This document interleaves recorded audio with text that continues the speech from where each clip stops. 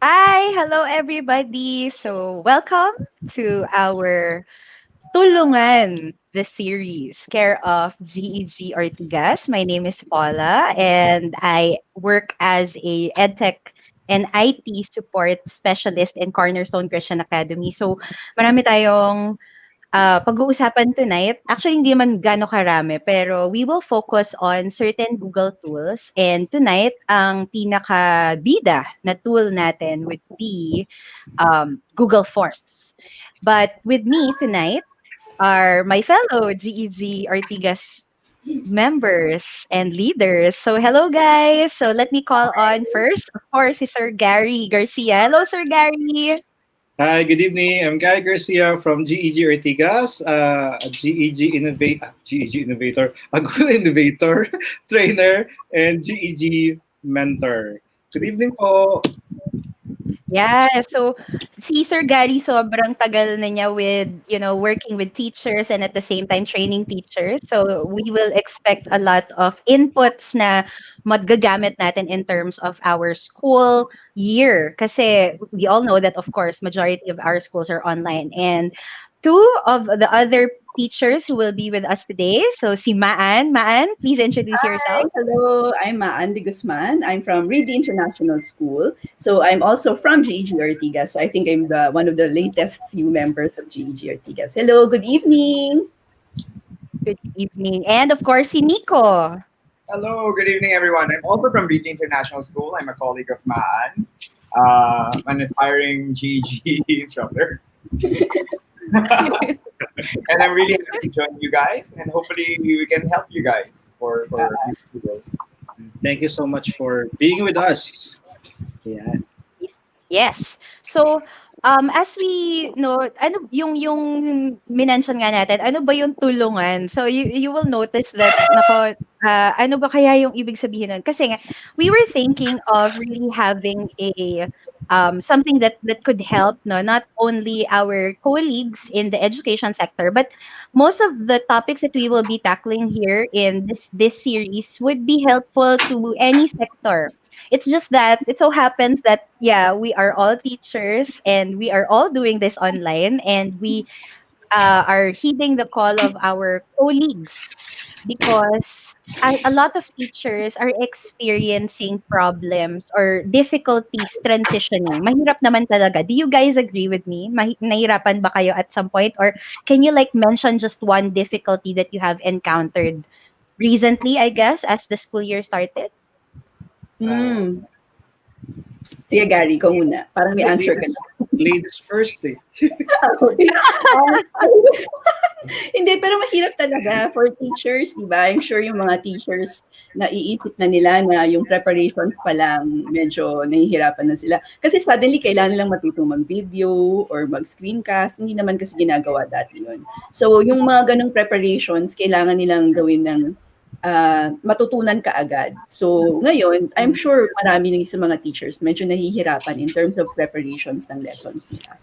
Yeah. Very true. Totoo yan. That's true. Ikaw, Sir Gary, what do you think? What has been your difficulty? Difficulties to engage students kasi ang hirap nung nakaharap ka lang sa monitor at nakikita mo lang yung initials nila kasi hindi sila makapag-on ng camera dahil mahina ang internet. Mahirap mag-build ng rapport sa kanila. I don't know how they are. Kaya this week, ang ginawa ko, stop muna kami sa lesson just to say, how are you? Just to make sure that I know, parang masabi ko sa kanila, okay, kumusta talaga kayo? Kasi hindi lahat nag-open up when you're online. So I have several venues aside from the class kasi yung iba hindi nag-open up sa class. Meron akong ginawang group doon sa yung using chat.google.com, the new parang messenger equivalent ni Google. Tapos I also asked them to make use of classroom or email. So yun yung mahirap sa akin. Hindi ko alam kung kumusta na yung estudyante ko kasi para sa akin mahalaga yung relationship with the student, building relationship. Kasi yung sa akin, yung content ng subject ko, it's just secondary. If they will learn from me if I was able to connect with them. Yun yung mahirap. Right. That's Correct. right. Oo nga. Kasi tama rin yung sinabi mo, Sir Gary. Kailangan may connection ka with your students. in order for them to also have a meaningful time in your classes, ano. So, yeah, medyo mahirap nga yan nowadays. And maganda yung na-mention mo, Sir Gary, about, like knowing how they are. I think we will be able to touch that in a while. How about you, Nico? What's your difficulty for the past how many weeks, I guess, that you have started your classes? Well, for me, kasi I come from a generation where the paper and pen is the greatest tool of a teacher. So whenever you plan something or whenever you teach something, you always have a pen in hand and you directly teach gamit ang whiteboard or paper and pen or everything. Now that everything's online, it's a new adaptation that we all have to face it. It's like an evolution that we're all forced into. We do assessments, paper and pen, and now it's online. We have our whiteboards or blackboards in front of the class. Now it's online, so everything's online. So it's a change that we all need to adapt to. So that's a difficulty. Yeah. Okay. Oo nga, totoo yun na kasi nga yung shift iba yung tinuturo sa atin. I mean, all of us went through like at least an education unit. So iba talaga yung naituro sa atin sa loob ng classroom, especially in college and even in the conferences that we've been. Pero once talaga that you made that transition, it's a little challenging. If it's challenging for us who already know technology, what more the other teachers na medyo talagang naninibago. So if you are that kind of teacher, if you are looking for something that would help you, then Tulungan the series is actually for you because today, so ngayon, ang gagawin natin, we are going to tackle more about data gathering. And meron bang tool that can actually help teachers who can to gather data? Kasi yun ang isang importante 'di ba, lalo na sa ating mga schools sa ating mga teachers. Na-mention kanina ni Sir Gary na kailangan meron tayong connection with our students. So data gathering is one of the ways, no? Have you guys ever tried gathering data? I'm pretty sure nag-thesis tayong lahat, 'di ba? So Sana. can you sana naman, 'di ba? So isipin can you share something na paano ba kayo nag-gather ng data noon and ano ba yung pwedeng i-expect ng ating mga nanonood right now on how we can gather data at this age of COVID-19? Okay. Using technology, very easy na. Kasi nung time ko, magtatali ka pa.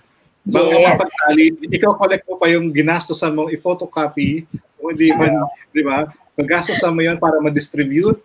Gagastosan mo yun para makolekta. Tapos hindi lahat makokollect mo.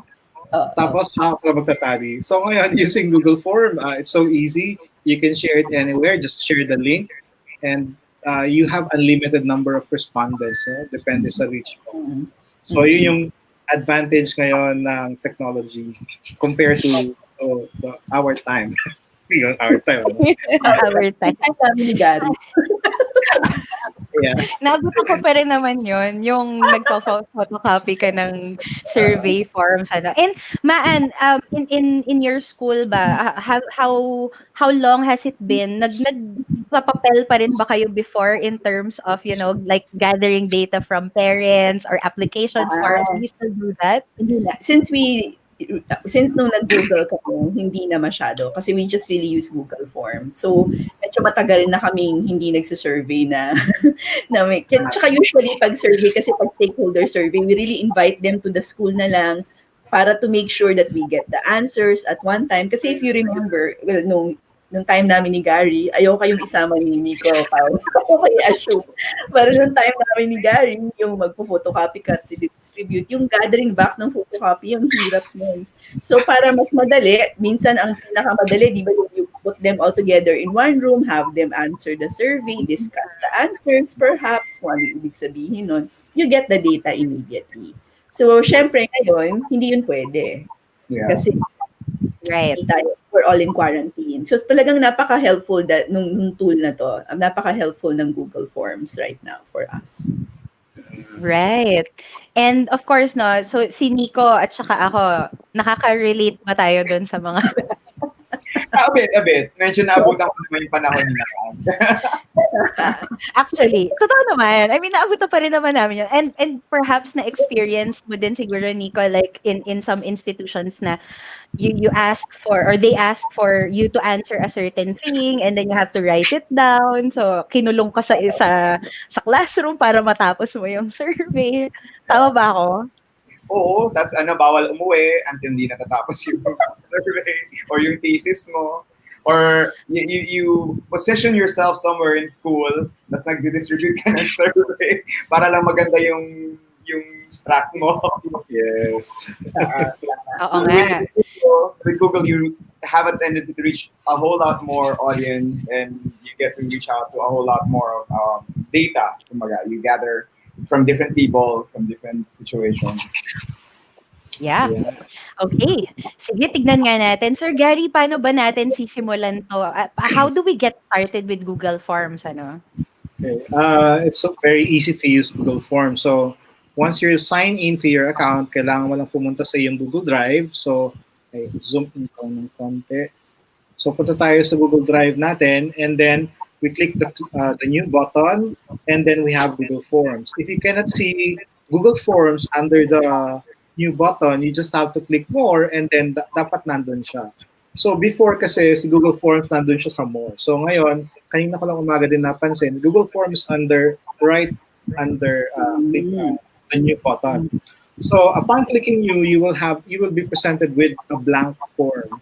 So it's an electronic form. It's similar to the manual form that we have. Meron tayong initial question, one question. So one question and then we have one title. And then on the upper left, you will see that there is also untitled form. So they are both untitled, the upper left and then the one in the middle. So this is basically the file name. So for example, GEG Ortigas TOOLungan or episode 1 or episode 1. Ayan. So this will be the file name. This will be the one that we can see dun sa Google Drive natin. Now, without typing anything, just clicking the title for the form, it will by default make use of the file name. So you may use the same, the file name, or you can also replace it with let's say TOOLungan.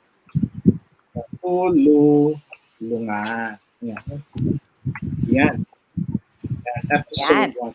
Baliktad yata, ano? Ano ba? Yan. Episode 1, TOOLungan na lang. Yan. So, let's say this is our initial form na ibibigay sa estudyante as a teacher. No? So, ito pwedeng sa teacher. So, yung mga nasa public school, they will be starting this October. So, anong mga kinukuha natin? Ito yung equivalent ng index card natin dati o yung piece of paper na susulat tayo sa board. Okay, please write down your last name, yung template na sa board.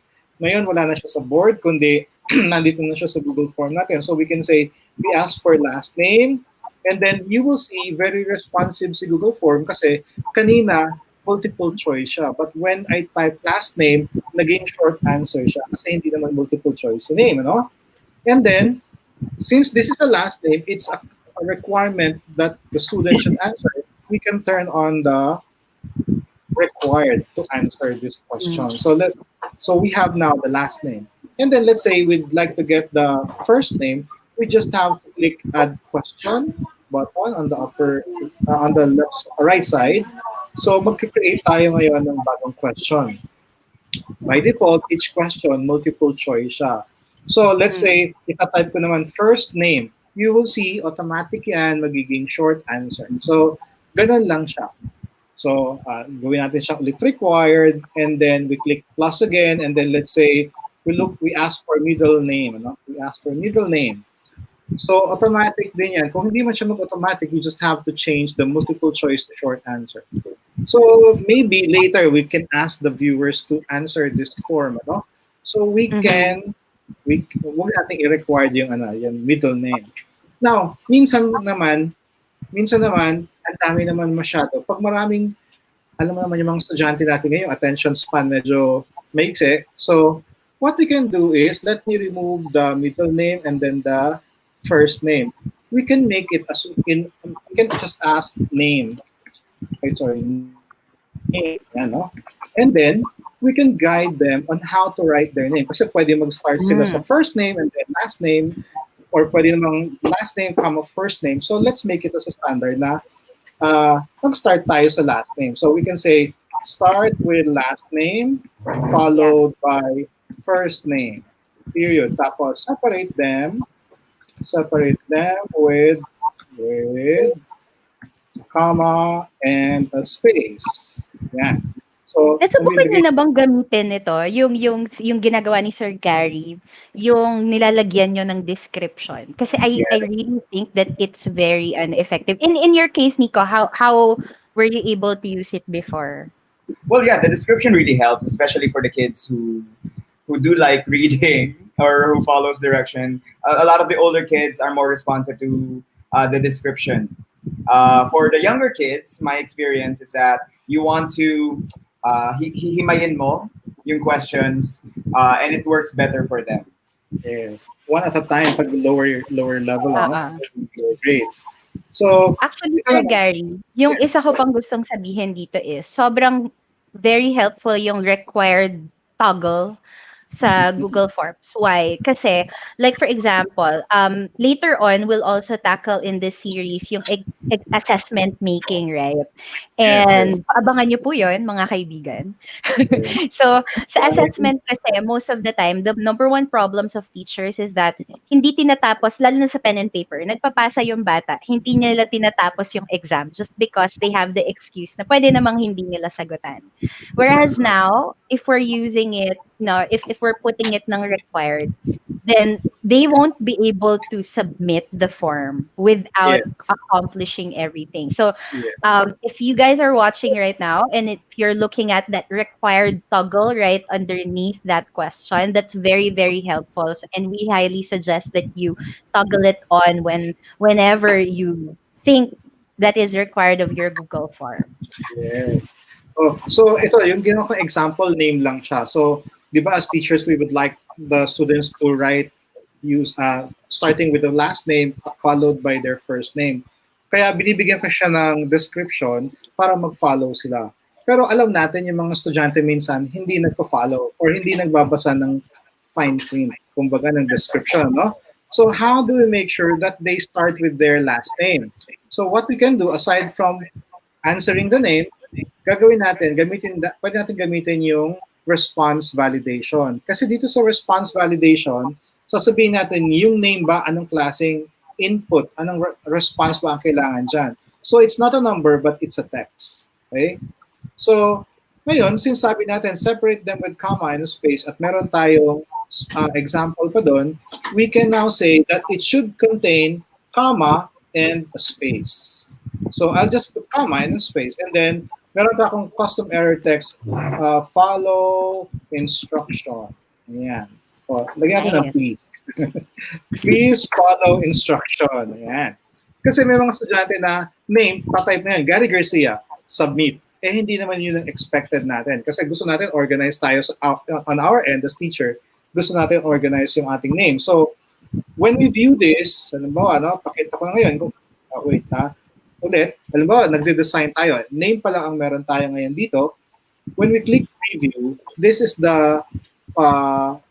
how it will look like dun sa point of view ng respondent. So, ng mga estudyante natin. So, ngayon, makita nyo ngayon, let's say name, binasa lang niya yung name, yung mahabang ayaw na niya basahin. Nag-type ako ng Gary Garcia. Pag nag-submit ako, please follow instruction. Yun yung use ng custom error text at ng description na ano ba yung instruction. Start with last name followed by first name. Separate them with comma and space. Example, Garcia, comma, Gary.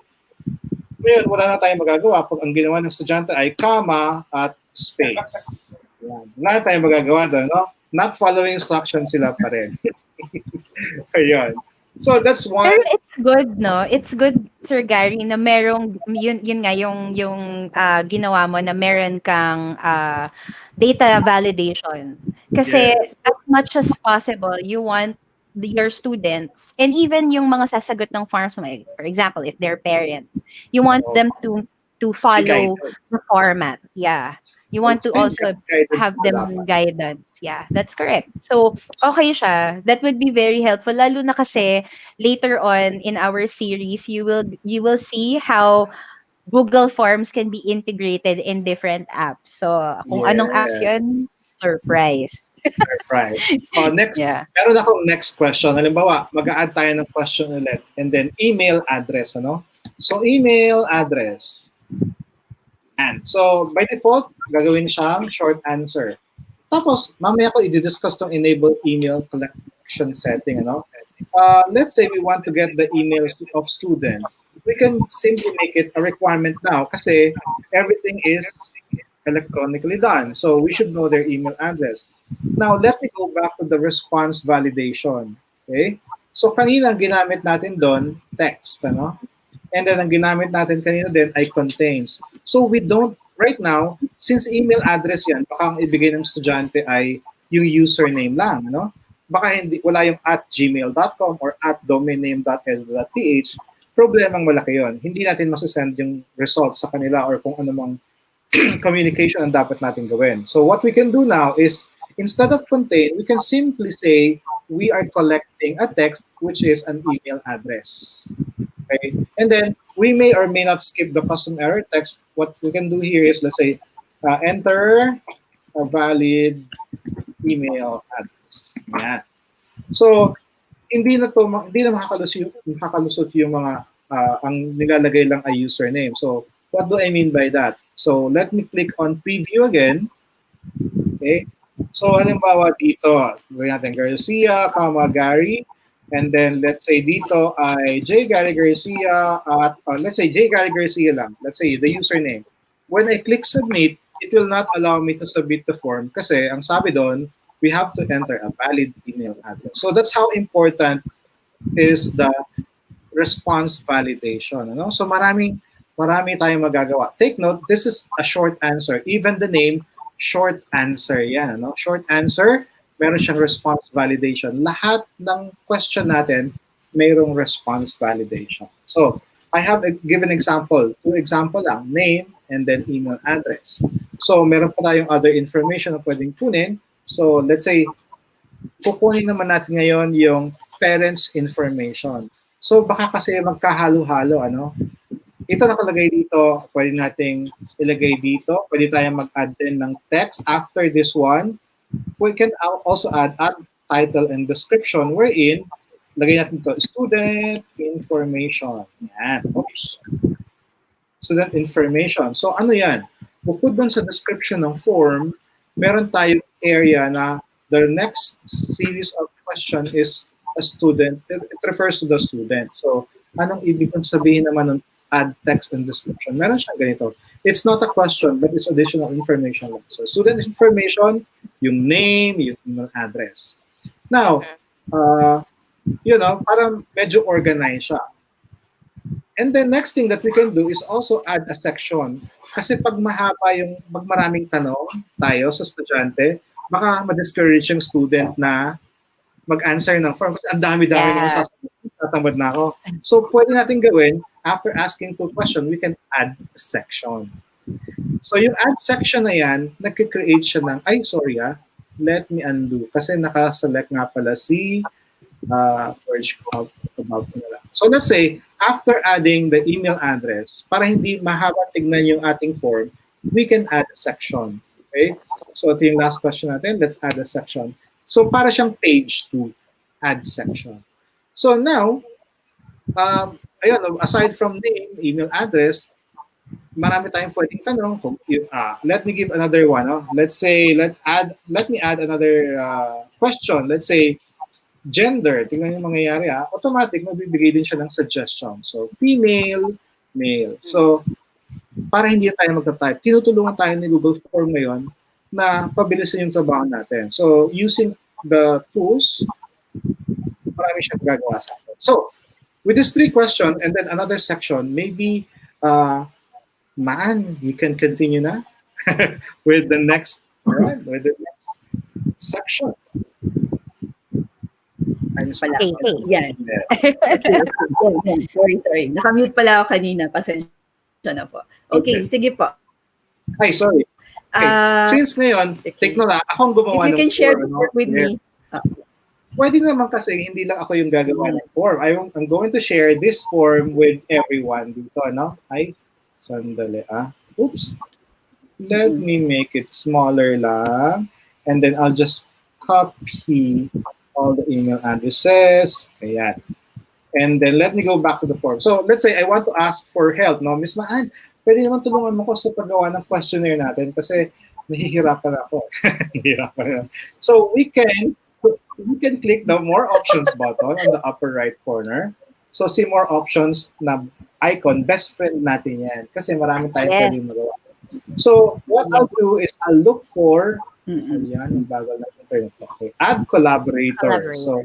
So I will now click add collaborators and then I will type in the email addresses of everyone para maging collaborator kami. Ayan. So wait ayan. Ayaw niya kasi finish ko lahat. Andali, ulit. Okay. Let me ayan. Ay, ayaw niya ma-double click. So, sige, type ko na lang ulit. Maan. Which is very helpful then. Kasi we are, Nandiyan if you're going to look at what Sir Gary is doing now, sharing the form, that means that you can edit it even remotely. So like for example, in the next segment po, Nico and Maan will be doing some editing in section 2. And you will notice that all of us are technically, we're not in one room. Yes. So it's going to be very easy for us. Hindi katulad nung before na of course pag may editing ka, correct. Either magkikita-kita kayo, isusulat ninyo sa papel lahat ng yon, or magpapasa-pasa kayo ng mga file in order for you to print your survey or to improve on your survey. This time, we can do it remotely. So I'll click send na. I'll click send. Yan. So everyone now has access to the form. So ganun lang para makapag-group work kayo kumbaga, no? Kung ito ay group work, hindi nyo na kailangan magkita-kita. So, pwede na kayong nasa comfort ng inyong mga tahanan. Ayan. Correct. Okay. So, dahil na-share na sa akin ni Gary yung form, no? Wait, I'll share my screen. Ay, nga pala. Ako naman na mag-stop sharing. Okay. Sige. Yan, I'll share my screen. Okay. Okay, I'll share my email. Ayan. Kasi dito, makikita nyo sa updates, supposedly, sana nandyan na. Nakikita nyo rin yung mga binili ko sa sa Shopee at lalo. Yan. So, nakikita nyo na may invitation ako to edit. So, pwede nyo siyang i-click nyo lang siya. Yeah. So, it's here. So, ngayon, pwede na akong mag-open ng form. So, makikita nyo siya. So, hindi na kailangan no? Wala na ngayon dahilan para magkita pa sa kung saan coffee shop. Oo. Pwede na kayong mag-edit on your own. Okay. So, sa section 2, siguro, one of the things kasi na gusto nating makita sa school ngayon is kung ano yung home setup ng mga bata. So, let's say we want to figure out, lalo na ngayon that we're in distance learning, parang gusto nating malaman kung di ba kanina, Gary was mentioning, ang hirap mag-build ng rapport ngayon kasi minsan hindi nyo nakikita yung bata, hindi na nakakausap, wala kayong time na magchikahan outside of class. Palagi lang kayong klase pag nag-Google Meet, for example. So, it's important na makita natin kung ano yung nangyayari dun sa side nila para alam natin kung ano yung home setup nila. Or kung meron silang difficulties, pwede rin natin i-anticipate. So, let's say, gusto nyong malaman kung ano yung home setup nila. So, let's say, yung section 2 is home survey. Okay. So, pwede nyo rin sabihin home environment survey or kung ano man yung gusto nyong malaman. Tapos dito sa descriptions, you can ask them kung ano or you can tell them exactly what it is that you want. So, you can say the home survey, kunwari, this is for us to, yes? Nasa form ka na ba? Kasi nakikita namin yung email. Ay, oo, sorry. Hindi ko pala na-share yung tab. Okay. Sorry. Let me re-share. Okay, hold on na. Okay lang yan. Let me So ito yung Yeah, mga recheck. so adjustment din na ginagawa natin, no? As teachers, Oo, kasi lahat tayo first time naman magturo online no? correct.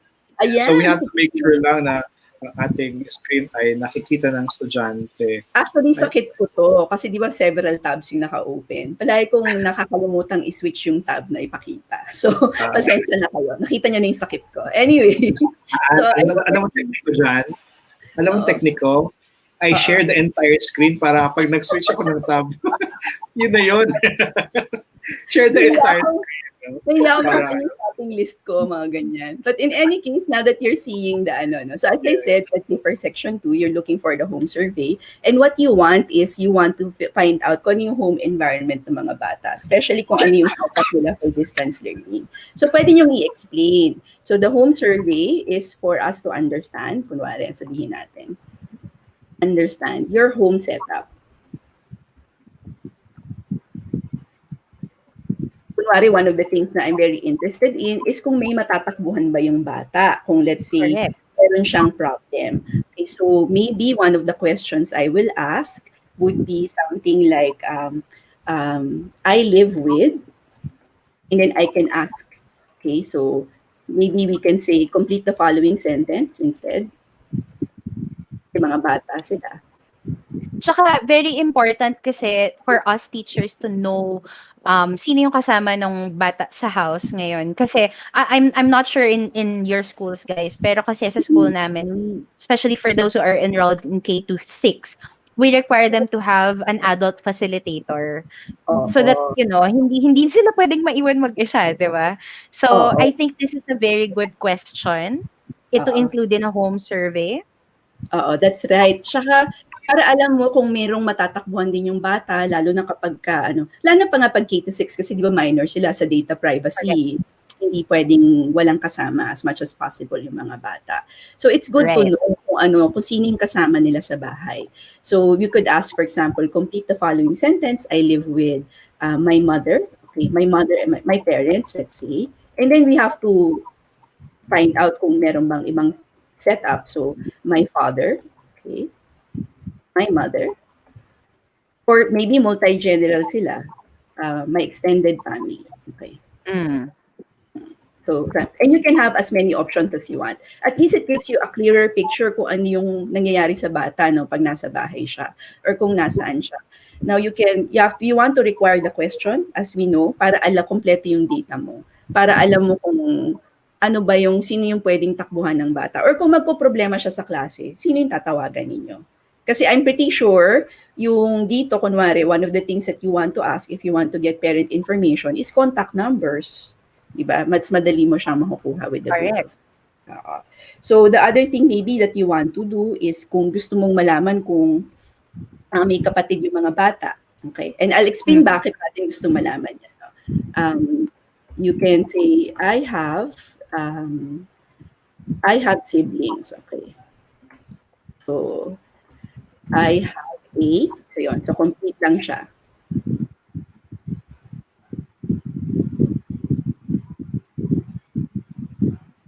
So, let's say So, you have, in this case, Maan, what you're doing is that you are putting questions and you will notice po na yung ginagamit ni Maan is multiple choice. yes. So, we're using multiple choice para malimit din yung responses ng mga bata. So, I have siblings. I have a brother or a sister. Both a brother and a sister. maganda rin ang multiple choice para mas mabilis nila ma-accomplish yung form. Yung Right. form. Tapos they can easily select the answer kapag wala naman doon sa choices. They can also put their own, diba? That's right. So, pwede mo ring lagay na, siguro yung last options, I have no siblings kung wala siyang siblings, no? And you want to require that. And kasi, bakit siya significant? Maybe yung last question mo for the home situation, for this particular situation, leading towards maybe you trying to figure out yung distance learning setup niya is kung nag-share siya ng device with somebody. Do you share your device? Oo, importante yan ngayon. Actually, Yeah. another question na naiisip ko nga, na kailangan din alamin ng mga schools is that what kind of devices are they using, 'di ba? Yes, Actually, mamaya, siguro singin ko na yung pagagawin ko noon. Kapag ito na yung last question na gusto kong pakita. You can actually survey kung ano talaga yung distance learning situation ng mga bata using Google Forms. So for example, kaya ako gustong malaman if they share the device kasi syempre yung scheduling, important yon. Tapos you will see even with multiple choice, Google Forms actually gives you all of it already. Of course, walang maybe, no? Unless you want to add the option na sometimes. Siguro yun yung, Mm. so maybe I'll add yes, no, and then the sometimes. Only because baka minsan lang kailangan niyang i-share yung device niya. Okay, so there. Yan. So, yun yung mga pwede mong tanungin for home. Now, marami pang pwedeng tanungin apart from this, no? Depending on how deep you want to go with the home survey. So, very useful din siya, let's say, for guidance counselors, for initial initial intake ninyo, not just for teachers. So, guidance counselors can actually use the Google form also to gather as much information as they can prior to meeting, let's say, the parents or meeting the child for the first time in an intake session. So those are some of the things that you can do with a home survey. Yan. So siguro I can pass on na the mic to Nico so that he can talk about what other things you can ask for the distance learning. There. As of sharing na. So it's my turn to share. It's very important that we get all the information from the students or parents kasi we cannot assist them if we have no information. Ano? So very useful Google Forms to get all the information that we need. Very important din yung mga question na binigay ng mga na. Ang pwede nyo pang gawin, pwede nyo mag-separate na form, siguro a separate form for parents para mas adult maybe yung questions. Tapos siguro mas candid na lang masasagutan kasi may mga magulang din na hindi naman nila gustong i-explain sa anak nila na ganito yung situation nila. But it's important na malaman natin kung ano yung home situation nila para ma-appreciate din natin kung saan nanggagaling yung mga bata. Kasi this distance learning setup, dati escape nila yung school, ngayon wala nang ganun. Nasa bahay na lang sila. So it allows you to the children more. Mm-hmm. Very important nga kayo sinabi ko, very important to build a relationship with students, not only with students but also with the parents too. Kasi mahirap yung hindi tayo pwede ngayon turo-turo lang, no? Hindi tayo magbibigay ng content natin kundi hindi natin alam kung ano nangyayari sa bahay. So in our own little way, we can do that by getting all this information. Sige, so you want to appreciate how powerful the technology is now. Kasi now we can use technology to actually bring us closer as really formative adults for the child. Hindi natin siya kailangan ilipit lang with data. Kasi, okay, we can gather data, but it's really important kung ano yung gagawin natin dun sa data. So, yung questions na gano'n is really important for us as educators. Anyway, so Nico. So I definitely agree with Maan. Tama yung sinabi ni Maan at Sir Gary na one way of reaching out sa mga students natin ngayon is to actually ask them the situation at home. Now, Maan already covered a lot of the family items and the home settings. Now, sometimes kailangan din natin malaman kung ano yung technical settings nila sa bahay. So, sometimes we want to know, na-mention nga ni Maan, if they're sharing a device. But aside from that, especially this day and age, especially last week, as you would remember, we would really like to find out rin kung ano yung mga service providers nila sa bahay, which plays a really, really big factor whether or not they will be able to perform or even if kaya nilang mag-attend ng classes. Okay. Right. So, one of the things that I'd like to ask would be, what is your service provider?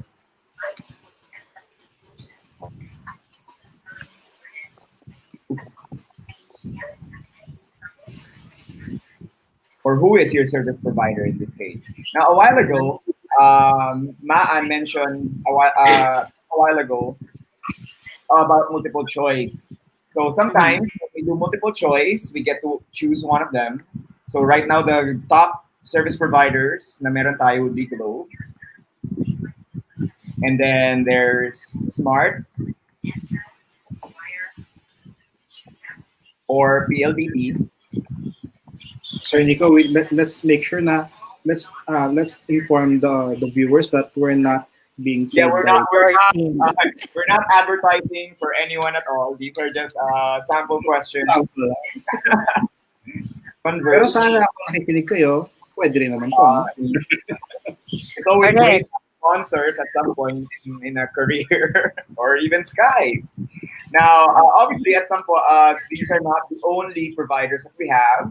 So sometimes we also want them to be able to have a free version of what they actually have. That's why a while ago, oh, wait, let me erase that for a while. So I want to add another option, but this time I want to ask other. So Google Forms already has that option for you, and just have to click on this blue link, and it will automatically add other in your case. Now, a while ago, pinapakita ni Sir Gary what it looked like when the kids are looking at this. So we add the names. Sir Nick. Para lang makita. Yeah.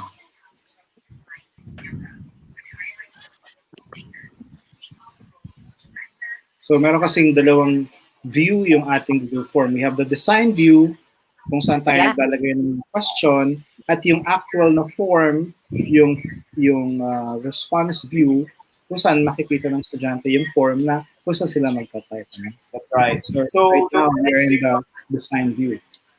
So when I click on other, it automatically plays other. And when the child chooses this, Google Form provides a blank so that we'll be able to fill it out. And so that would be the other option. Kumaga. Now, a while ago, right now it's in multiple choice form. Now, I'd like to introduce to you guys the twin brother of multiple choice, which is called the checkbox. Now, the checkbox is the less rigid form of multiple choice. Now, the multiple choice, you're using it if your bullets, as I would say, are circle. If you have that, it means the recipient can only answer one. However, sometimes in most situations, people will have more than one service provider. So if you Correct. see square, it means the child or the recipient can actually have more than one choice.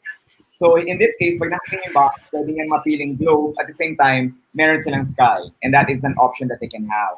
Now, aside from asking about the service provider, I also want to ask ano yung type of internet na meron sila sa bahay or ano yung internet situation. Now, one of the aspects dito sa Google Classrooms that I'd like to introduce is the duplicate function. Now, a while ago, we kept on adding questions by clicking on this icon, the plus icon.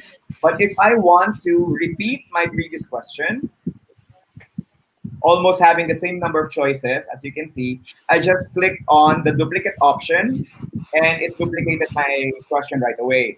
But in this case, I want to ask the internet situation at home.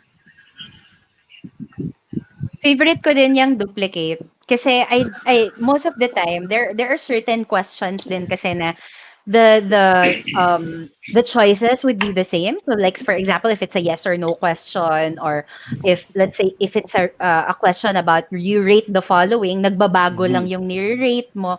So all you have to do is to just press that duplicate button, and you will be able to copy whatever choices Choices. were there previously. So, super helpful. Mas mabilis siyang gawin. Hindi katulad nung before na ita-type mo pa isa-isa. So, yeah. Oo. Oo.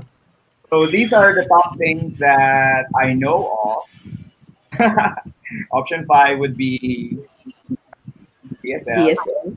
And sorry, slight dyslexia on my part. PSL, and these are the options that I want. So this question came from duplicating this question that I just changed the options, and still we still want to make sure that the kid will be able to identify yung pinakamaraming possible internet device at home, and it could be more than one. That's why I want to maintain the checkbox.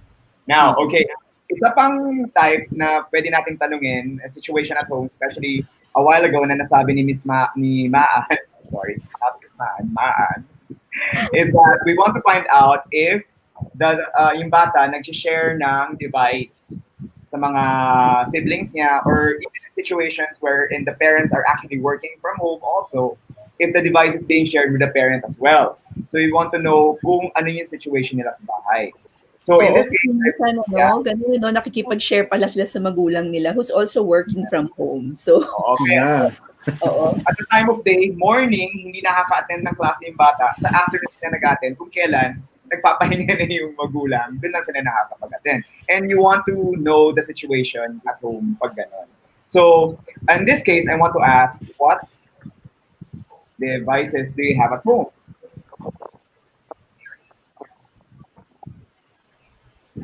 Or better yet, do you have access to? Now, there are a lot of options here. I could ask, they have their own desktop, or they have their own laptop, or they have their smartphones. So notice that I kept this option to be checkboxes because they can have more than one device at home that they have access to, or a tablet. Now, the thing is, I want to have depth in this question. Aside from the fact na gusto kong malaman kung anong device nila sa bahay, I also want to know whether or not nasi-share nila yung mga devices na to with somebody else at home.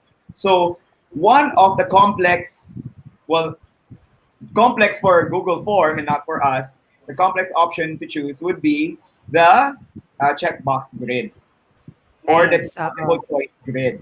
In this case, I want to still use the checkbox grid. Now, these are the columns. Sorry. Supposedly, these are the rows that should appear. Desktop.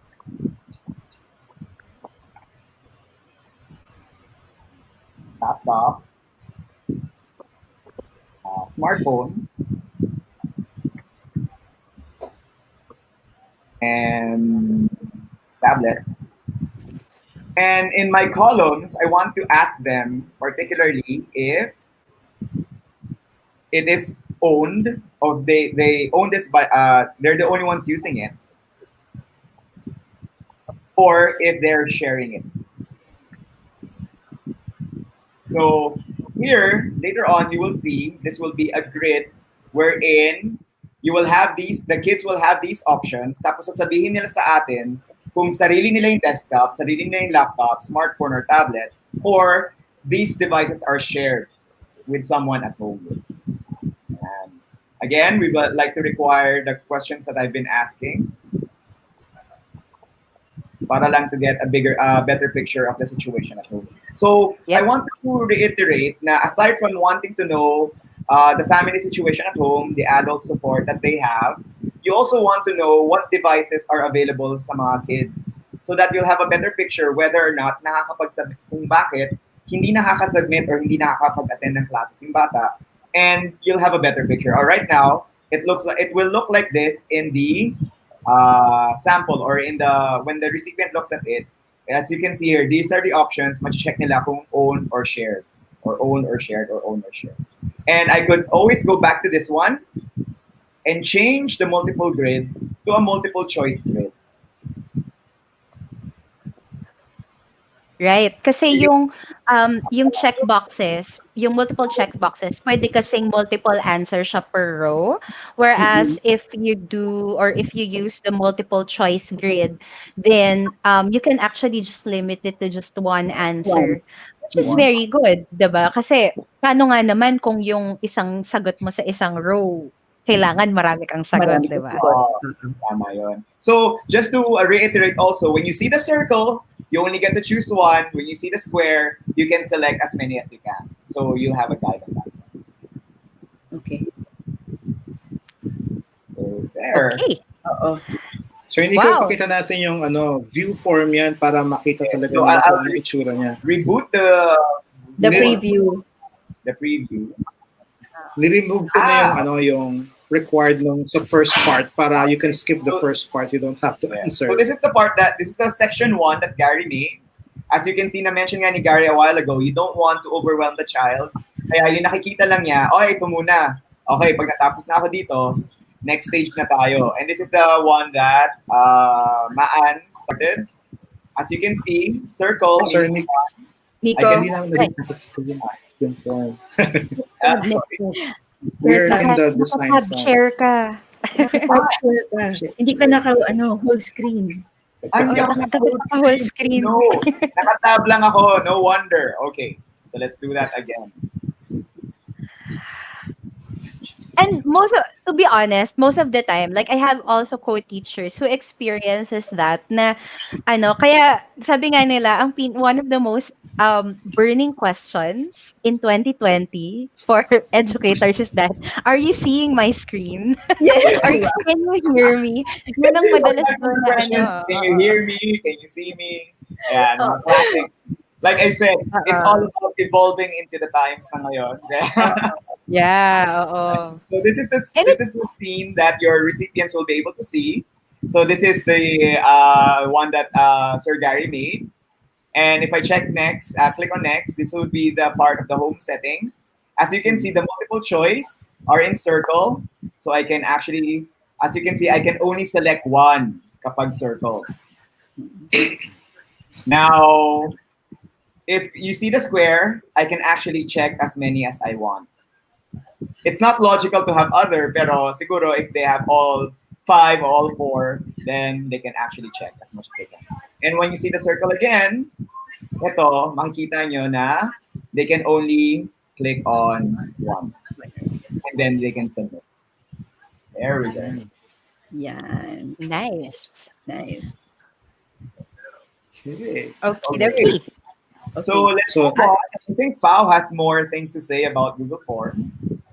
There are other applications kasi for Google Forms apart from the home survey, no? I think Pao has lots of things to share with us in terms of the social-emotional aspects of us as teachers, no? To have gather data from students that way.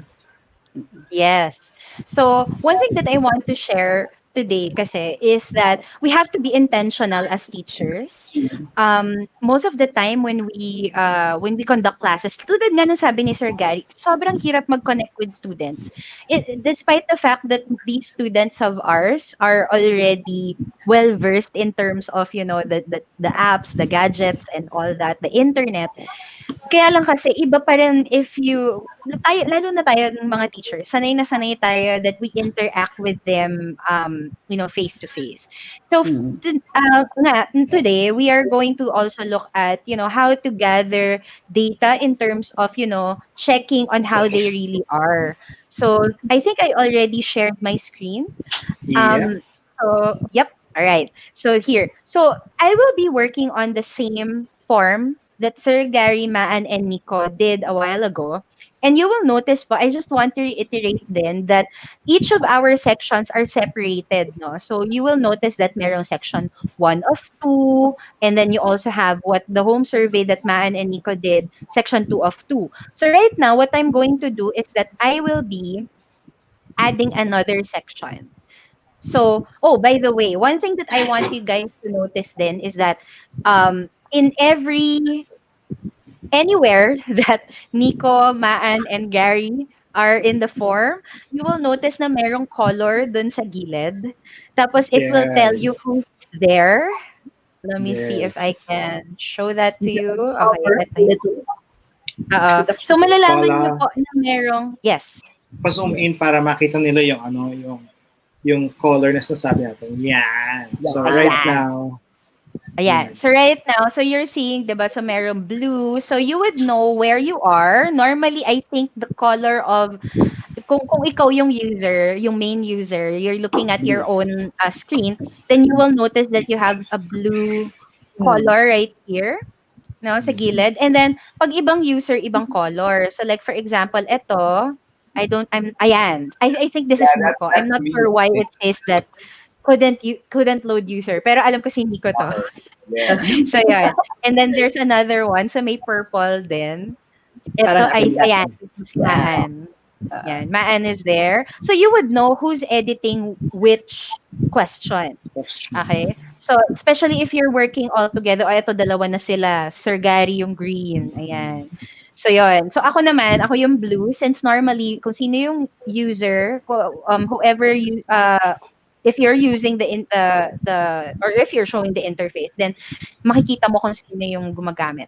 Now, I will be doing another section. So dito, so I will just have to add sections. I think Alright, hang on. Ayan. Okay. Now, you will notice na yung nangyari is that humiwala yung isang tanong. So, kanina, dinemonstrate ni Sir Gary na pwede niyang i-click yung 3 dots. Okay?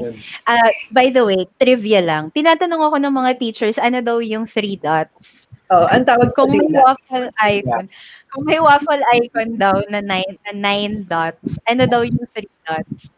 Nag-survey po ako dun sa ibang Google educators at nakakatawa ang sagot nila ay shish kebab. Shish. Barbecue. Ang Kaya tawag sabi namin, ko, kayo, anong tawag? Barbecue. Kasi barbecue. ang tawag ko sa kanya, more icons. Oo, Pwede sa- din. most of my teachers will call it the more or kaya the more talaga. Or ako, I would personally options. stoplight. For me, Ang comment ko nga, sabi ko, hindi pwedeng shish kebab kasi hindi naman tayong lahat nakakaalam kung anong shish kebab. Sabi ko, pwedeng fishball. So, oo, pwede. Pwedeng diba? So, Para ano, anyway, kung ano man yung I gusto think nyo that option tawag is dyan, regional. yeah, pwede din. Pwede rin karaoke, di ba? But most of the time, the teachers would refer to this as the 3 dots. So when you click the 3 dots, the options will come out. And yung pinili kanina ni Sir Gary is actually merged with above. So another one that I want to demonstrate in using Google Forms is that you can actually just click it on the question and drag it upward. Yes. Ayan. To So when you do rearrange the that, question. correct. So, Yes. ayan, may-rearrange na yung tanong. So, may ibabalik siya dun sa tama niyang section. So, right now, what I want... Before ka mag-continue, meron tayong question from our viewers. So, kung meron po kayong mga question, i-type nyo lang po sa comment area. Now, let's have this one. Oops, sandali I-remove ko muna para makita yung face niya. Ayan. So, we have a question from Miss Elsa Garrido. Mga ma'am, sir, okay lang ba? Okay ka bang gamitin ang personal account sa gamit ng Google Forms lalo na kung wala kayong G Suite account, sa Google Classroom. Kung wala tayong G Suite account, let's say hindi nakapag-acquire yung school, no? Pwede naman. Meron lang ibang limitations or meron lang ibang features na mawawala. But halos 80% nandoon naman. So, pwede nyo rin po gamitin yung inyong personal account. So, yan po ang sagot ko dyan, Miss Elsa. Yeah. Baka meron kayong ibang sagot, Miss Kaan? Oh, thanks. Oo. May limitations lang. Tama si Gary. Pwede niyong gamitin, pero meron siyang limitations. Tapos parang sa personal account, when you click on it, parang meron siyang disclaimer na kailangan yung mag-agree with kasi hindi kayo education domain. So, pero ang advice ko kung kaya nyong kumuha ng education domain yung school nyo, kasi libre naman na humingi ng education domain, walang mawawala sa atin na gawin yun, try nyong gawin na po yun. Pwede naman po mag-apply for education domain. You can visit the Google site, tas nandun lang yung, very easy naman yung mga requirements. Parang ang pinakamahirap niyo yung magkaroon ng school website na marami kayong options na pwedeng gawin. One of the benefits of getting a school domain is also the privacy. May security yung domain Mas madali nyo ma-identify yung students ninyo. Yes, very important. Saka more secure kasi kapag meron silang G Suite for Education account. Yes, Tsaka sayang yung features. Lalo na kung libre naman yung domain. Correct. Kasi yung simpleng feature na unlimited storage, malaking bagay yun. Compared sa personal account na 15 gig. Yeah. Tama. Kasi kung tingin nyo yung 15 gig madami, hindi po siya madami. Oo. Sandali lang, lalo na pag teacher kayo, mapupuno nyo siya kaagad. Oo. Especially Correct. So, if you're an art teacher or a video teacher, ang dami mong videos na kukunin sa mga bata, you need that space. You need all that space. yes. Kasi yung paggamit ng Google Form, it will not occupy your 15 gig. But yung mga video at yung mga non-Google files, it will occupy your 15 gig. Kaya we highly encourage you to get GC for Edu account. Yes. Sige, mamaya bigyan natin pa ng ibang details kung bakit G Suite at bakit hindi personal dapat. Ano? Correct. Ayan, sige. Okay. Alright, Let's pero maraming continue. salamat po, Miss Elsa, for that question. Actually, a lot of teachers are very interested with that. And maybe later on, before we end this session, we can give you tips on how to, get G Suite for Education and how you can also involve yourself more in the community. So, Yes. just to continue. So, yan. So, nag-create ulit ako ng isa pang section. So, all I have to do is to just refer to this menu bar right here or the button bars right here. So, we will be getting to know these buttons, no, sa gilid. A little more because basically speaking, nandito na halos lahat ng kailangan mo when you're working with Google Forms. So, of course, never leave a section untitled. Please always make sure that your sections are titled. So let's say, for example, we can call this social emotional survey. So, like what Sir Gary and Maan and Nico mentioned a while ago, na very important yung to know how our students are doing. Because even when they are well versed already with the internet and how the twists and turns of the internet, um, of course, no, hindi natin maiiwasan na sometimes, not being around their classmates affects them a lot. So, I see this as something important kasi dito natin malalaman or pwede tayong magpadala ng mga pwede nilang sagutan that can actually help them open up or say things that they are not really comfortable saying inside during asynchronous class. So, all right. So, ano-ano ba yung mga buttons na nandito sa gilid? So we have the add questions. We have been using this since a while ago. Maybe in another time, but gusto ko lang ibida ito for now also. Meron po tayong tinatawag na import questions. What's the importance of Yes. import questions? No? Say, for example, you already have a form that you have done before, then all you have to do is to select the form. I think wala pa akong form. Ay, hindi, marami na pala. Ayan. So, kung meron na kayong mga forms na nagawa before, you might want to just click on them. Okay? And import yung mga questions na nagawa nyo na previously. So, it will automatically copy and paste. So, siguro sa susunod na episode natin, we will be looking at more on this closely. But for now, okay, remember that button because it's actually very helpful. So, ayan. So, this is the button. And then, now you also have the add title and description, which Sir Gary used a while ago to name yung survey na ginagawa niya. But eto yung dalawang buttons na gusto kong ibida sa atin tonight. So, one would be the add image. Because you do not want your surveys to be just words, di ba? Lalo na if you're dealing with kids. I think si Maan nagtuturo yan ng grade school. So, ang number one guideline sa grade school, dapat meron kang visuals, di ba? And even in high school. So, you can just click add images. And there would be couple of things na pwede mong piliin. So may mga tabs. You can upload from your own computer. So just click browse and automatically you can upload any photo available. Of course, you can also use your camera. Let's say, for example, if you're going to take pictures of yourself or maybe of something that's within your desk. So this is very useful. Ayoko.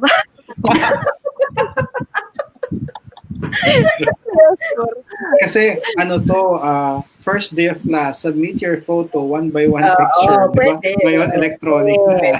Pwede. So, Pwede siya sa form. i-demo natin yan mamaya. Dapat sa recipient form natin, maipakita yun kung paano nila yun gagawin. Alright.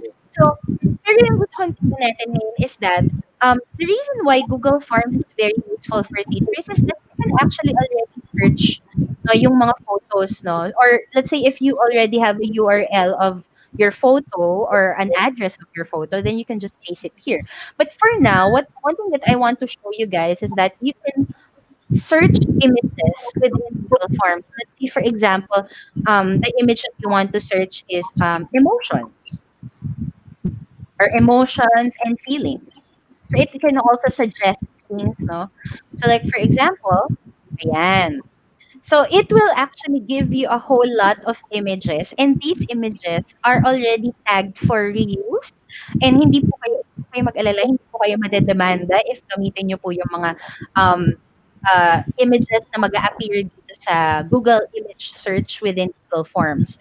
Let's say, for example, if you want to, let's say, eto, ayan. So, I like this photo because it gives me a different um, kind of emotions, or it demonstrates na pinapakita niya yung different kinds of emotions. And then I'll just click that and click insert.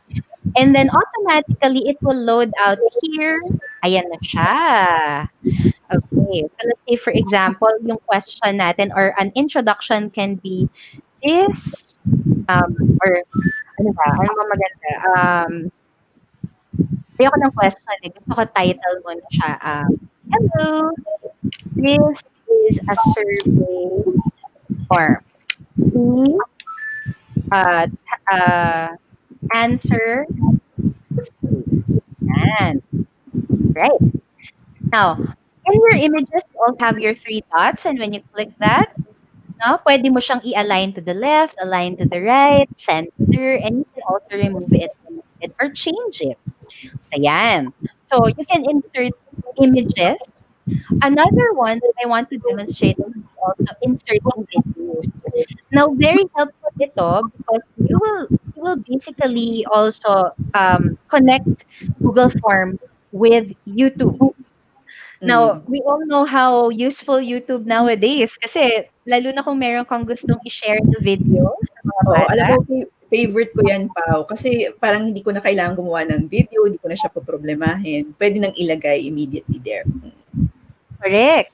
Mm-mm. Diba? So, pwede rin mag-share ka ng video or sorry, not share, no? But you can search or you can also put in URLs. So, now, if you're going to search for video, so ganun din, just like image search. Let's say, for example, we're talking about emotional survey. So, let's say you want to search for a video, how are you feeling today? Okay. Now again, if you already have your URL, then all you have to do is to just paste the URL and then just select it, and then that's it.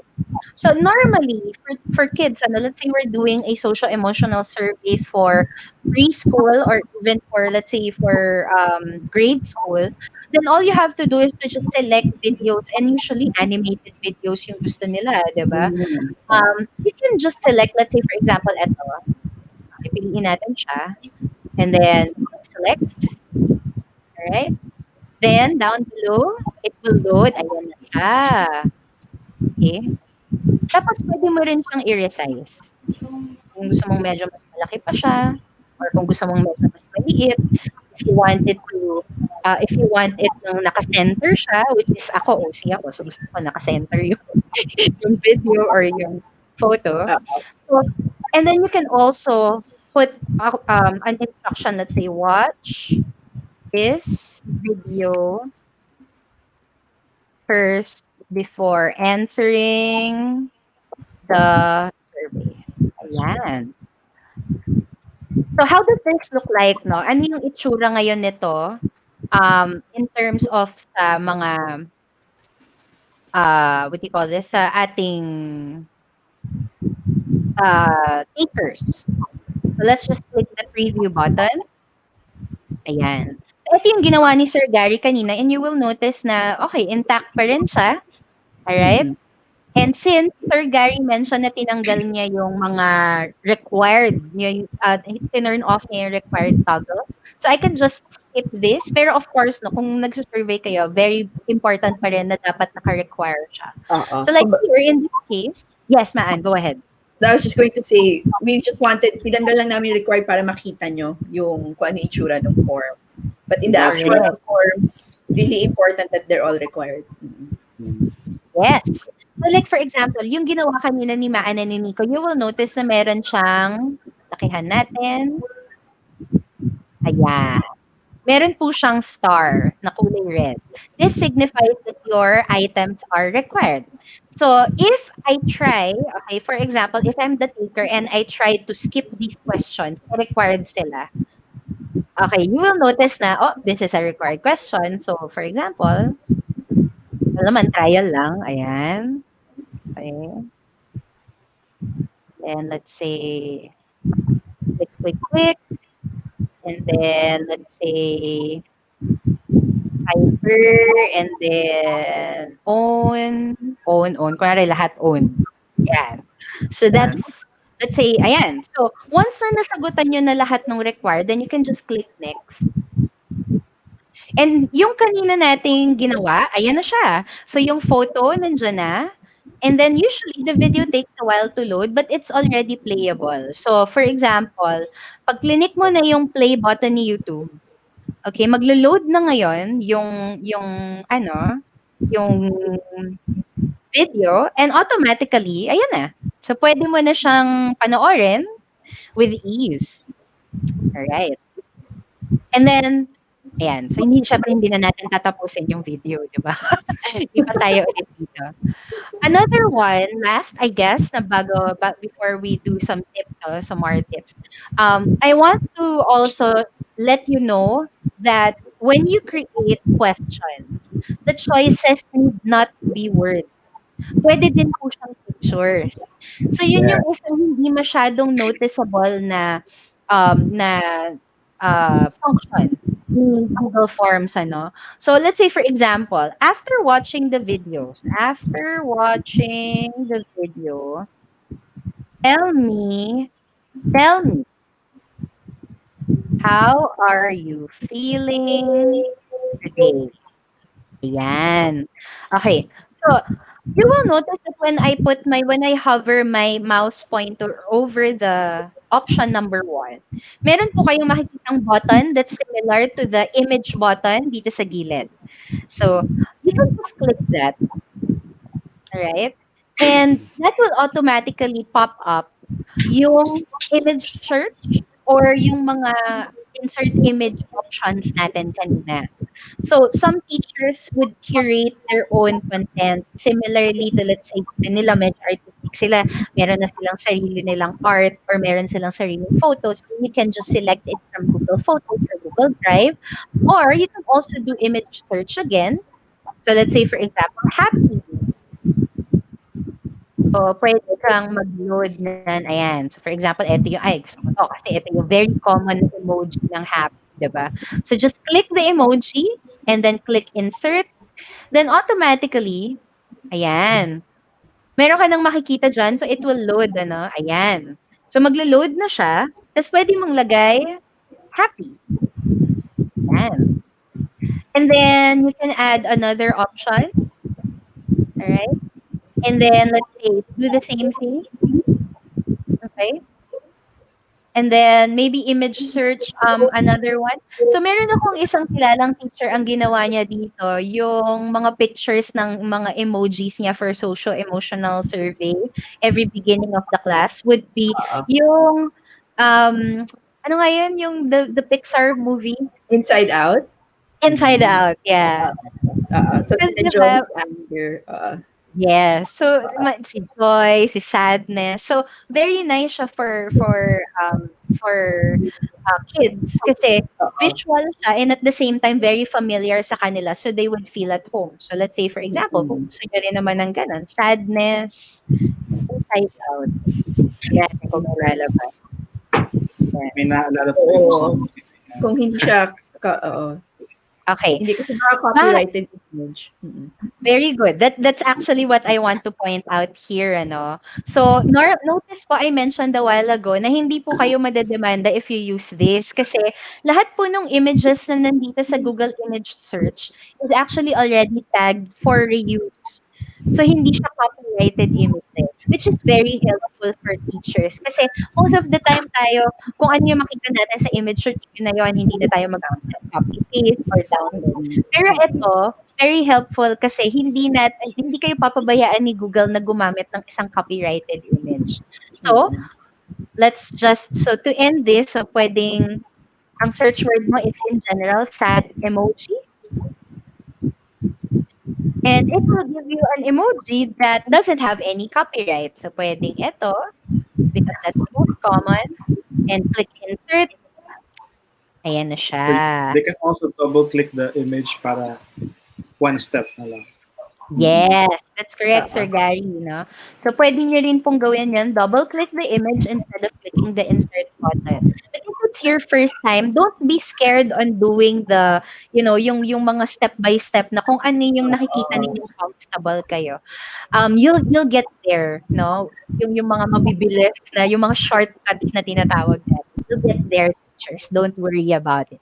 So yeah, so that's it, no? How you insert your images, how you insert videos, and how you make images as your choices for the forms. So there. Very nice yun kasi hindi nga lahat ng estudyante ay marunong magbasa.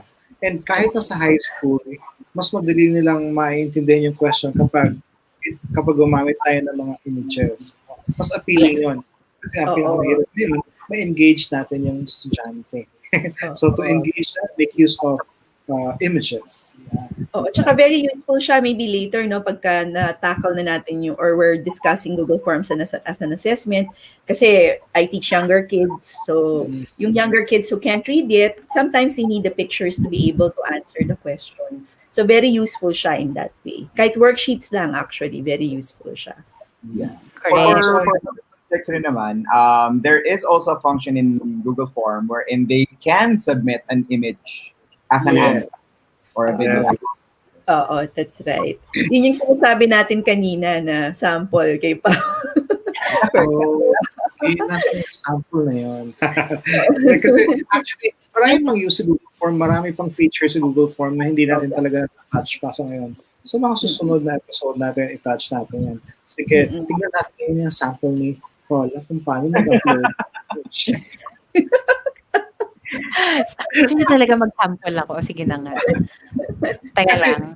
pwede ba yun? Kasi, halimbawa, paano kung kailangan magpa-submit ni teacher ng picture talaga, di ba? Kasi, paano yun? Gusto makita ni teacher, sino ba to? Di ba? So, para at least ma-associate na yung mukha doon sa pangalan. So, paano ba yung teacher Paula? Yeah. Alright. So, looking at my screen, you will notice na, yun nga, so meron na kayo na create na question here. So, all you have to do is to create another question. And at the same time, ang kailangan ninyong gawin is you have what we call another option na isang hindi masyadong notice na type But of very question in useful. Google Form. But very helpful. So, it's file upload. So, yung file upload, pag clinic mo siya, you will notice na ang nakalagay lang dito, let respondents upload Google files to your drive. Now, don't be scared, teachers, kasi ang mangyayari dito, anything that is submitted by your students, all right, will automatically go to Google Drive.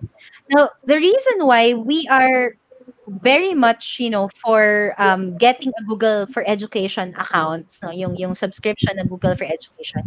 Sabi nga ni Sir Gary kanina, ano yan, Sir Gary, ang Google Drive ng Google for Education ay unlimited compared to our personal account na 15 gig.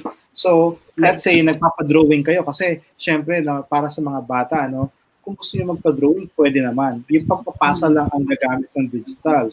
So, pag magpapasa sila ngayon, digital na, nung manual product nila nasa bond paper or any piece of paper, ito yung gagamitin nila. So, mapupuno ka agad yung personal account natin na 15 gig. That is why we highly recommend that you apply for GC for Edu account, which is free. Mamaya, bigyan namin kayo detail kung paano. Sige. Alright.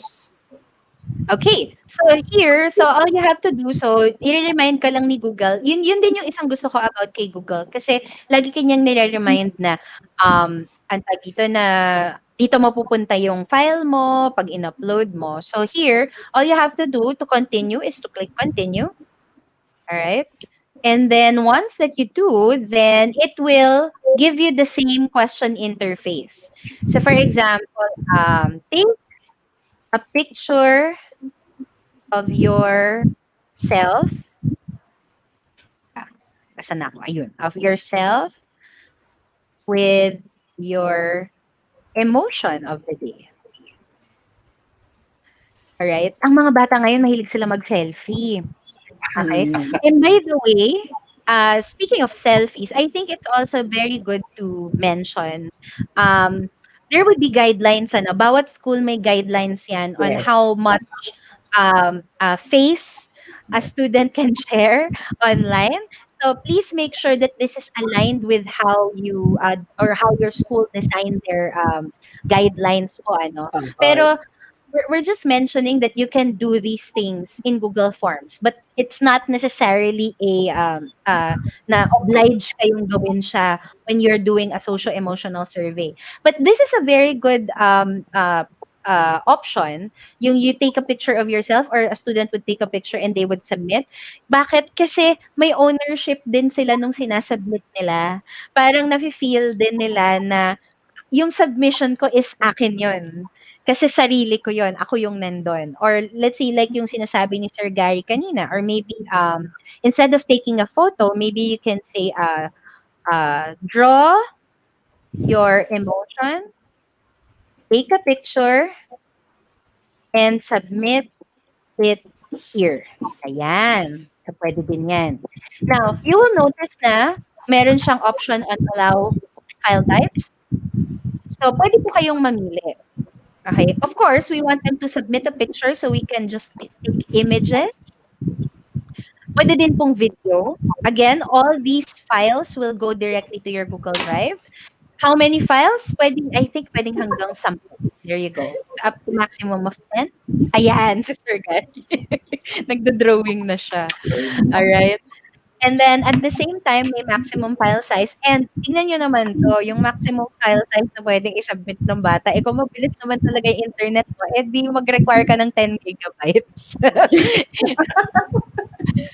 Pero, teachers, if you are only asking your student to submit an image, siguro generous na yung 100 MB para safe. Pero 10 MB puwede na yan. Okay, taasan lang natin ang konti and then maybe you can just say that this is a required question. Now, how will this look like in your form? Okay, so tignan ngayon natin, no? Let's just go to the form a while ago and yung preview, and then let's try to refresh the screen. All right? Ayan, okay, na-refresh na siya. Sige. So, click next. And then, like what I mentioned, if you missed it a while ago, if you see that star beside the question, then that means it's required. So, all you have to do is to click your answers. So, like, for example, there, and on. Ayan. So, click natin yung next. May isa pa. Ay, ayun pa. I missed that. Ayan. So, hindi papabayaan ni Google na may ma-miss ka sa mga required questions, which is good. Alright. So, let's click next. Ayan. So, kanina dinemo natin yung video, nagpe-play naman siya, and it's hooked in from YouTube. And then you will notice na ayan, yung ating images, no? You can choose your images or make your images the choices of your multiple choice question. Now, you will notice na kanina, ang itsura po nito dito sa ating interface pag tayo ay nag-edit ng form is this. Okay? The nice thing about Google is that yung itsura ng mga ng form na sasagutan ng ating mga students or ng ating mga parents is this one. Yan lang po ang makikita nila. Draw your emotion, take a picture, and submit it here. Once that you click add file, they will be able to, ayan, may pop-up na sila. Ayan. So, pwede pong manggagaling sa kanilang computer or maybe in their cellular phones, okay, in their mobile phones, smartphone, tablet, or coming from their Google Drive. Or pwede din po kung meron na kayong mga stock photos, ayan, pwedeng yung mga selected files nyo na. Pero normally, since, yun nga, kung mag-take po kayo ng pictures, manggagaling siya from your own, file. I'm not sure if I have photos in this laptop, but let us see. So, normally, Ayan, tignan natin. Okay, meron naman. Sige, i-upload natin yung ano, yung screenshot ko nung isang araw. I don't know what this is. Ayan, sa grad school ko 'yan. Okay, Safe, safe. ayan. So, you will notice na 'pag clinic niyo na 'yan, so you can actually upload more files depending on how many, files is allowed, okay? And then just click upload. Ayan, ta's mag-a-upload na siya. Ten. Ayan na, ayan. And again, once that you submit the form, these uploads, these photos will go directly to the Google Drive of the teacher or whomever created the form, and you will have automatic access kung ano yung mga photos na tinake nila. Try nating i-submit. Try lang. Alright. Now, um, yan. So once that you submit the form, pwede kayong mag-submit another response. Now, it really depends on how the form settings are. So very important that before you make your forms go live, kailangan yung forms ninyo nakaset yung tamang setting. And moving forward, teachers, you might want to check out our next few episodes Mm. because we are going to be looking at more on Google Forms and its integration with different Google applications. Right now, ang nakita nyo pa lang is Google Search and YouTube, how you integrate it in Google Forms, and as well as yung mga iba-ibang uh, things na pwede natin gawin sa Google Forms. So kayo, ano ba ang mga thoughts ninyo? Any tips, other tips na baka hindi natin na-tackle tonight, guys? You might have some Mm-mm. good ideas also. For me, if you want to explore your creative side, you could always change the colors, the format, the interface. You can even put in a banner, just so that you can tell your kids that this is my banner, or this is science, or this is social studies. Or if concerned kayo for as a school for branding, you can choose your school colors. Okay, para Yeah, right. mas representative siya of your school, pwede 'yan. Mm-mm.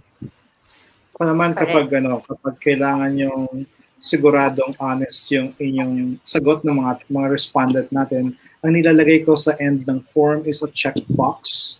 Parang ano siya, conforme that I have reviewed everything that is typed in this form to the best of my ability, mga ganun. Para conforme siya. Pwede sa quiz, pwede sa mga survey, pwede rin sa mga basic information. Para wala silang mag-miss. Kasi ginagawa kong required yung checkbox na yun. Yeah. Kasi may mga estudyante, ay, nakalimutan ko, hindi pa pala ako nasagutan, nasubmit ko na. Ay, or na-press ko yung enter, hindi ko na-review. So, pag nag-check sila nun, ibig sabihin na review na nila para, ayun, clear sa lahat na sa kanila, sa fill out ng form na they have read all the information and it is correct. May ganun style. So, checkbox required siya. That's a great tip. Right. Aaron. Mm-mm. Great tip. Also, Okay.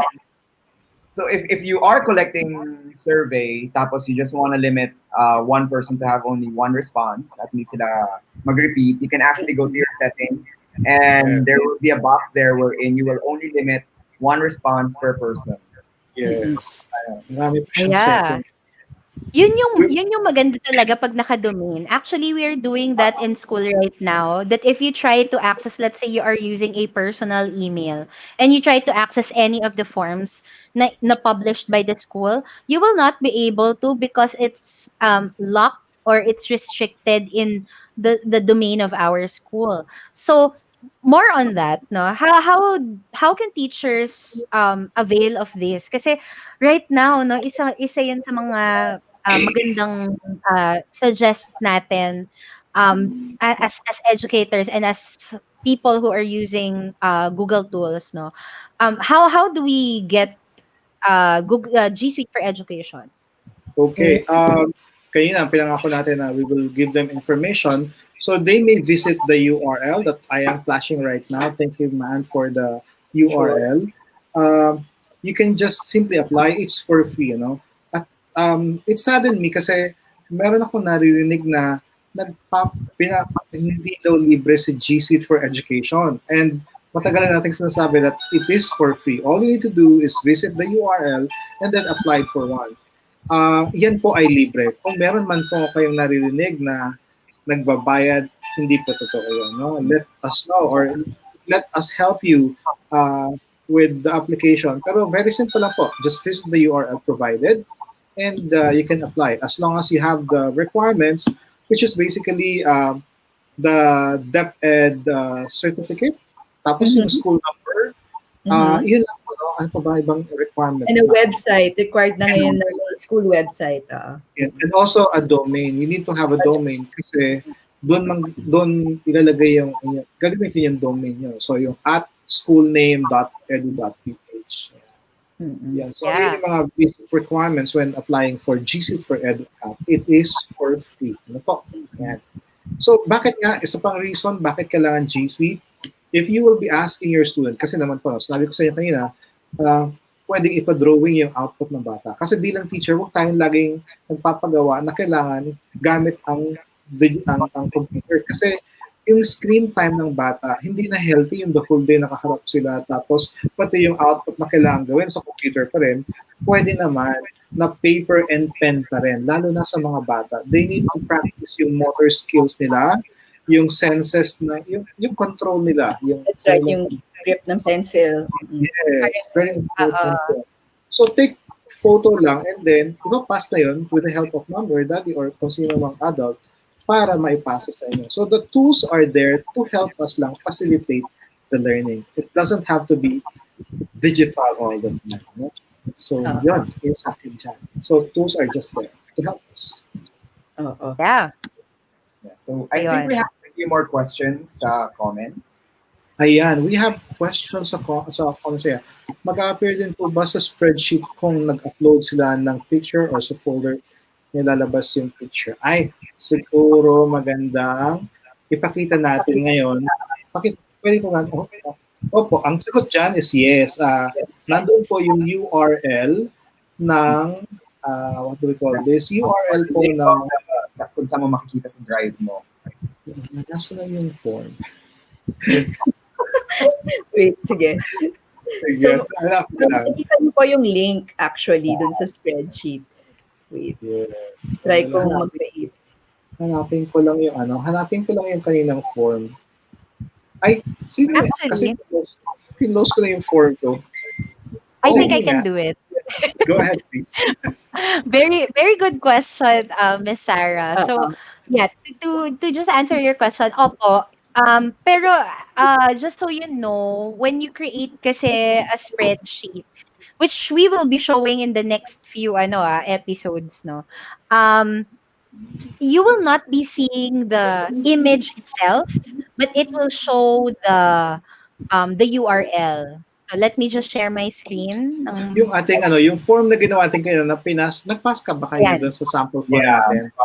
Sige. Yes. Pakita natin para makita niya kung yes, it's there, pero URL lang yung nandun sa spreadsheet natin. What you will see is a link to your Google Drive kung saan mo makikita yung nakita natin para So if you're watching this, Miss Sarah, no, so you will notice na i-turn sa lang right natin. side. Na po at ang aking naglo-load pa po siya. But basically speaking, what you will notice po here is that lahat ng responses. Ayan, lahat ng responses. Nilalakihan ko po siya, ngunit subalit sabi ng internet ko, working pa daw siya. Working pa rin. Okay. Pero notice po, yun po yung last na entry. No? Yun yung last na entry sa ating Google form.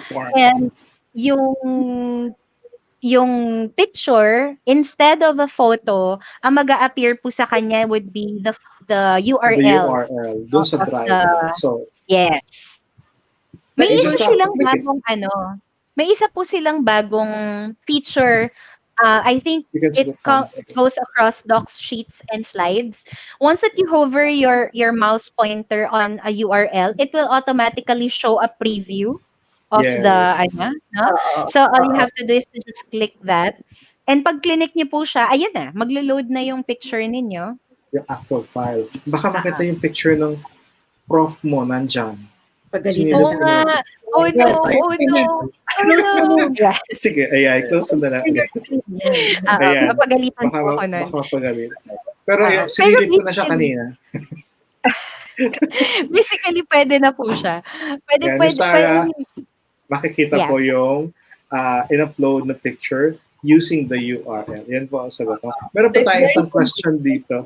Ay, sige, Miss Maan, go ahead. I was going to say, very convenient. Kasi kung mapapansin nyo, kasi may mga items tayo na hindi na-require, di ba? Magiging butas siya. So, kaya important na mag-require ng question. Require tayo. Otherwise, Ayan, yung name at saka yung yung email address kasi nga tinanggal natin yung pagiging required niya. So you will notice po blanco yung name, email address and gender. So it's better that we always make sure na nakatoggle on yung mga required questions. Yes. otherwise, Blanco mahuhula. yung mga questions natin. So another question that we have here, tanggalin ko na yung yan.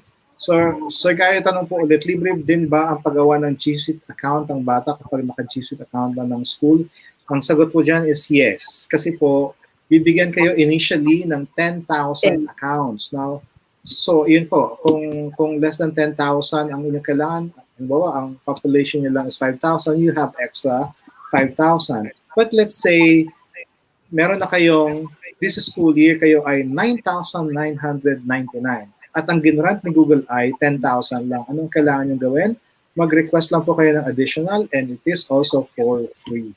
Yan po. So, libre po ang paggawa ng account kasi po sa Edu account. That's the mission of Google to make it available for everyone. For everyone.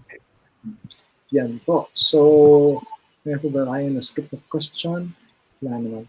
Yan. So, madali lang din po ang paggawa ng account kasi po ginawa ni Google na user-friendly siya. Hindi kailangan ng technical na tao para makagawa ng mga bagay-bagay. Katulad ng Google Form na dinemonstrate natin ngayon, no? So, pwede nang ma-validate yung answer. Dati, kailangan pa natin ng programmer para magawa lang yun na ma-validate yung answer. But using Google Forms, we can easily do that as a teacher. Ayan po. So, meron additional topics. Or more tips.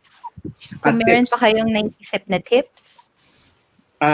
Tips, madami.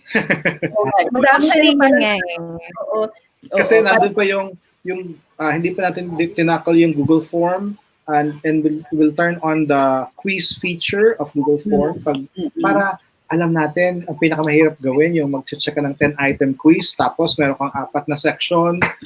It will take you hours. Pero ngayon, using Google Form, wala. When they submit it, you can give them the feedback. Automatic, naka-check na yan. So, yun, malaking bagay yun.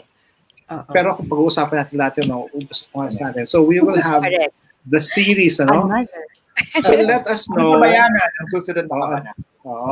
So, next series, no? So, let us know po kung ano yung priority ninyo, kung ano yung gusto nyo i-discuss namin next time para po makatulong kami sa inyo. Kaya nga po, tulungan namin kayo. Baka may request kayo na tool or particular feature or kung paano gamitin yung forms, just let us know sa comments o kaya sa chat box kung may request kayo na.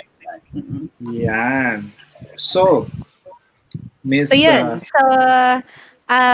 It's really nice to know that, yun nga, kaya namin talaga ginawa itong series na ito or also, having this conversation right in Facebook, right in YouTube because we want to reach other teachers, hindi lang po yung mga teachers within Ortigas, but even teachers na in around the world, buong Pilipinas. Kasi nga, kailangan nating magtulungan, di ba? So, this really calls for us teachers to do more bayanihan online in order for us to really survive and thrive in this new environment that we have. So, ayan, si Miss Elsa sabi niya, meron siyang comment dito, Sir Gary. I think Google Slides and Google excited na Docs, yung iba nating mga teachers to talk about other Google apps. Now, that's very challenging. So, we'll do that hopefully next month, Kasi po, we're planning to do this every month. Kasi po, ayun po, mag-start na yung public school ngayon. Kaya ginawa namin before the start, ano yung mga kailangan. So I think next month, paano naman gamitin yung Google Docs, pwede rin po at paano mag-discuss online, ano? Sige, Yeah. we can do that. We'll talk We can about do it po. And we'll Just grant your just keep them request. coming, teachers. Keep them coming. Let us know how we can help you further, and we will try our best to and maybe we can also, you will be also meeting different phases of Google Google Yes. Educator Group Ortigas. So for now, kaming apat muna. Pero later on, hopefully Mamimigay maybe po one ang of buong you, team. yeah, and one of you maybe can also join us and share your expertise and your tips That's right. with that you're using in our in Mm-mm. your own practice. So yon. So anyway, we want to also make sure that you guys have enough rest, because 1.5 hours of webinar is sometimes very tiring already after a long day. So maraming salamat po for joining us tonight. And Sir Gary, Miss Maan, and Sir Nico, and we would like to thank you po for spending Yes, your thank evening you. with us. So, any last words, guys? No, no, I I love this. Merong comment dito, oh. Sige po, pag meron na po kaming budget, makahanap po sana kami ng sponsor, bibigyan po namin kayo ng shirts. So yan, May GEG paraffol. Ortigas. cheer. Uh, Yes. naway, Oo. nananawagan po kami sa mga gusto Pwede pong tumulong mag-sponsor. sa amin. Yung mga nanonood namin providers, kung nakikinig kayo. Oo, no? Sige na po. Total, marami po kayong Open kita kami. ngayon. But yeah, so shirt or no shirt, giveaway, no giveaway, will be here and we will Yes. always help you, teachers. So maraming Yeah. salamat po for joining us. This has been Teacher Paula. Teacher And Gary. and this is Maan. I just want to greet everyone, all teachers on Monday. Happy International Teachers Day. Oh, So Happy happy International Tuesday! I know we're all Yeah. different styles, but I hope that you feel appreciated wherever it is that you are. Happy Teachers Day. Happy Teacher's Day! Yeah. Maraming salamat po sa mga buhay ng mga teachers natin. Tayo po ang mga bagong bayani kasama ang ibang Yes. mga frontliners, because you guys we're not doing this. You're not doing this alone. We are all Yes. in this together. So, Ah, see you It's again. better together, sabi nga ng ibang yes. GEG. Always. Better together. Okay. So that's it for tonight for GEG Ortigas. Maraming salamat, teachers. See you next month for our episode 2 of Tulungan, the series. Bye! Bye! Bye, everyone.